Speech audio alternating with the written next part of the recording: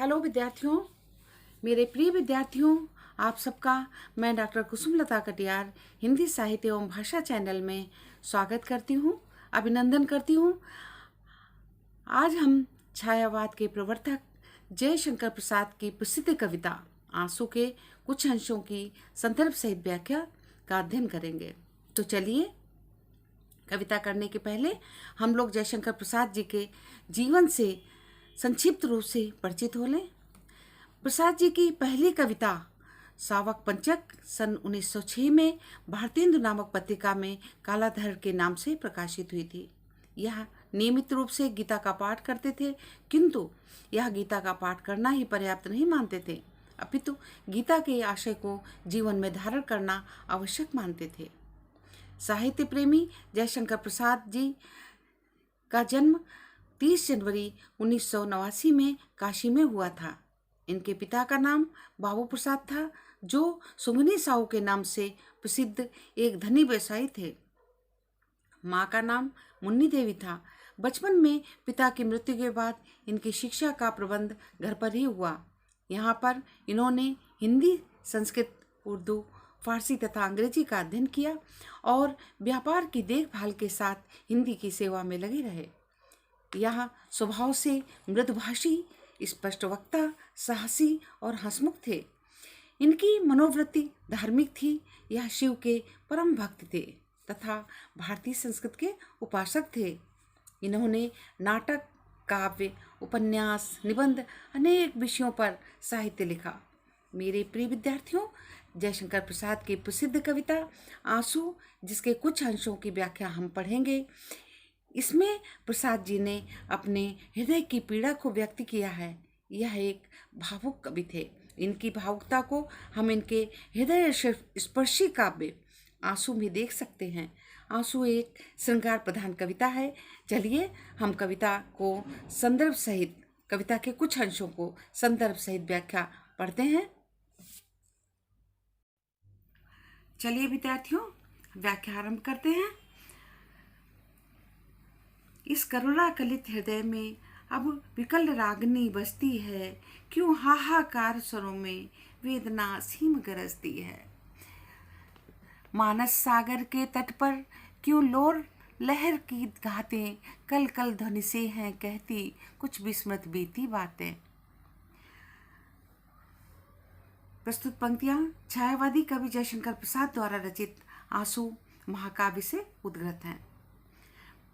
प्रसंग: प्रस्तुत पंक्तियों में कवि अपने नीरस जीवन के सुख दुख की अनुभूति का चित्रण करते हुए कहता है, वह अपने बीते समय की सुंदर यादों में खोकर अपनी मनोदशा और अपनी प्रिया से बिछुड़ने की पीड़ा का वर्णन करता है। इस करुणाकलित हृदय में अब विकल रागनी बसती है, क्यों हाहाकार स्वरों में वेदना असीम गरजती है। व्याख्या देखिए। छायावाद के प्रवर्तक महान कवि जयशंकर प्रसाद अपने बीते हुए सुखद क्षणों को याद करके अपनी प्रीतमा की विरह की पीड़ा की अनुभूति का वर्णन करते हुए कहते हैं कि मेरे करुणा से भरे हुए, करुणा माने दुख, दुख से भरे हुए हृदय में बेचैनी, विकल माने बेचैनी की रागनी, रागनी माने राग बज रहा है। मेरे हृदय में दुख के कारण हाहाकार मचा हुआ है।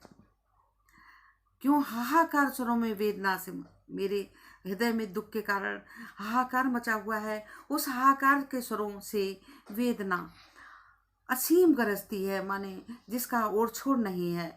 ऐसी वेदना, ऐसा दुख बाहर निकल कर आता है, गरजती है, बाहर निकलता है, अर्थात बाहर वेदना असीमित होकर निकल पड़ती है। वह इतनी बढ़ गई है कि कविता के रूप में बाहर आ जाती है। गरजती है माने बाहर आ जाती है। अब यहाँ पर वेदना असीम गरजती है में मानवीकरण होगा और करुणाकलित में अनुप्रास अलंकार का प्रयोग हुआ है। आगे देखिए। मानस सागर के तट पर क्यों लोर लहर की घातें कल कल ध्वनि से हैं कहती कुछ विस्मृत बीती बातें। प्रस्तुत पंक्तियों में महाकवि जयशंकर प्रसाद जी कहते हैं कि मेरे मन रूपी सागर के तट पर स्मृतियों रूपी लहरों की चोट हो रही है। प्रस्तुत पंक्तियों में महाकवि जयशंकर प्रसाद जी कह रहे हैं कि मेरे मन रूपी सागर के तट पर स्मृतियों रूपी लहरें चोट कर रही हैं। कहाँ चोट कर रही हैं? मन रूपी सागर के तट पर। जो मुझे और भी व्याकुलता, मेरे हृदय में और भी व्याकुलता पैदा करती हैं। मानस सागर के, मन रूपी सागर के तट पर क्यों लोड लहर की घातें व्याकुलता पैदा करती हैं। उन लहरों के उठने से आवाज ध्वनि हो रही है।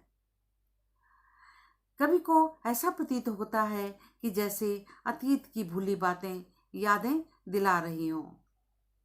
मानस सागर के तट पर क्यों लोड लहर की घातें कल कल ध्वनि से है कहती कुछ विस्मृत बीती बातें। प्रस्तुत पंक्तियों में फिर से सुनिए। प्रस्तुत पंक्तियों में महाकवि जयशंकर प्रसाद जी कहते हैं कि मेरे मन रूपी सागर के तट पर स्मृतियों रूपी लहरें चोट कर रही हैं, जो मुझे और भी व्याकुलता पैदा कर रही हैं। उन लहरों के उठने से आवाज हो रही है, ध्वनि हो रही है। कवि को ऐसा प्रतीत होता है कि जैसे अतीत की भूली बातें याद दिला रही हैं। चलिए विद्यार्थियों, अगली पंक्तियों की व्याख्या करते हैं। आती है शून्य क्षितिज से क्यों लौट प्रतिध्वनि मेरी, टकराती बल खाती सी पगली सी देती फेरी। क्यों व्यथित व्योम गंगा सी छिटका कर दोनों छोरे, चेतना तरंगनी मेरी लेती है मृदुल हिलोरे। आती है शून्य क्षितिज से क्यों लौट प्रतिध्वनि मेरी, टकराती बल खाती सी पगली सी देती फेरी। प्रस्तुत पंक्तियों में कवि का मन घोर निराशा में डूबा हुआ है। उसके दुख को दूर दूर तक समझने वाला कोई नहीं है। वह अपनी आंतरिक पीड़ा, दर्द का वर्णन करते हुए कहता है कि मेरा जीवन पूरी तरह से एकाकी है, शून्य है। माने कोई भी उसके जीवन में उसको साथ देने वाला नहीं है। और मेरे हृदय की सुखद स्मृतियाँ जो अब मुझे एकाकी जीवन में अकेलापन महसूस कराती हैं, दुख का कारण बनती हैं, वेदना बनकर मुझे परेशान करती हैं, मेरे मन को बेचैन कर देती हैं। कवि की बातों को, दर्द को सुनने वाला कोई नहीं है। अतः जो कहता है लौटकर उसे ही प्रतिध्वनि सुनाई देती है, माने उसको सुनने वाला कोई नहीं है। इसलिए कवि कहता है कि वह वेदना जो मेरे मुंह से मैं कहता हूँ, मैं प्रकट करता हूँ, वो सुनने वाला कोई नहीं है। वो मेरे ही कानों में पलट कर आ जाती है, मेरे पास ही आ जाती है, अर्थात केवल मैं ही सुनता हूँ। कवि उन्हीं अनुभूतियों को पगली सी कहता है। आती है शून्य क्षितिज से क्यों लौट प्रतिध्वनि मेरी, टकराती बल खाती सी पगली सी देती फेरी। इसमें पगली सी में मानवीकरण है और इसमें उपमा अलंकार भी है, अतिशयोक्ति भी है और अलंकार ये हो गए, और भाषा संगीतमयी खड़ी बोली हो गई, रस श्रृंगार रस होगा, गुण माधुर्य होगा। चलिए अगली पंक्तियों को हम पढ़ते हैं। क्यों व्यथित व्योम गंगा सी छिटका कर दोनों छोरे, चेतना तरंगिनी मेरी लेती है मृदुल हिलोरे।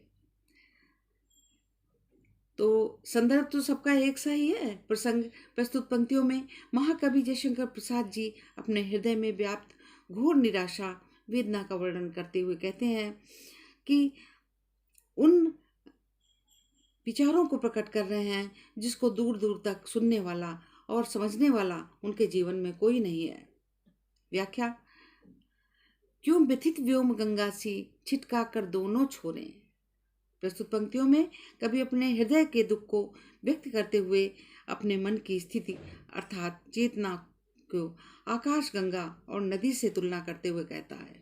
क्यों व्यथित व्योम गंगा सी छिटका कर दोनों छोरे, कि उसका मन स्थिर नहीं है। जिस प्रकार आकाश गंगा के तारामंडल स्थित न होकर छिटके हुए हैं और नदी हिलोरे लेती है, उसी प्रकार कवि कहता है कि मेरे मन में अतीत की यादें विचरण करती रहती हैं। जिस प्रकार से नदी में पानी जो तरंगे हैं हिलोरे लेती रहती हैं, उसी प्रकार से कवि के मन में जो मन रूपी सागर है उसमें जो विचार हैं वो हिलोरे लेते रहता है। क्यों व्यथित व्योम गंगासी छिटकाकर दोनों छोरे, चेतना तरंगनी लेती मेरी लेती है मृदुल हिलोरे। ये आपकी व्याख्या हुई। विशेष में अलंकार मानवीकरण, उपमा रूपक अतिशयोक्त हुआ। भाषा आपकी खड़ी बोली है, संगीत में खड़ी बोली लिख सकते हैं। रस श्रृंगार रस गुण माधुर्य, रस श्रृंगार रस वियोग श्रृंगार कर सकते हैं, और गुण माधुर्य। तो ये आपके कुछ पद पंक्तियां आंसू कविता से जो जयशंकर प्रसाद के द्वारा लिखी गई हैं उससे आपने पढ़ी।